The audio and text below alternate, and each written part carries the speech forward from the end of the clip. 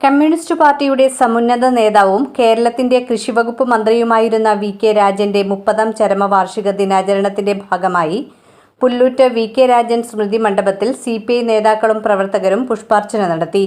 CPI Thrissur ജില്ലാ secretary കെ.ജി. Sivanandan, സംസ്ഥാന council അംഗങ്ങളായ advocate V S. Sunilkumar, T K. Sudheesh, K V. Vasanthakumar, ജില്ലാ എക്സിക്യൂട്ടീവ് അംഗങ്ങളായ E T. Tyson master, C C. Vipin Chandran, advocate V R. Sunilkumar, P P. Subhash, T P. Raghunath, M R. Appukuttan തുടങ്ങിയവർ പുഷ്പാർച്ചന നടത്തി.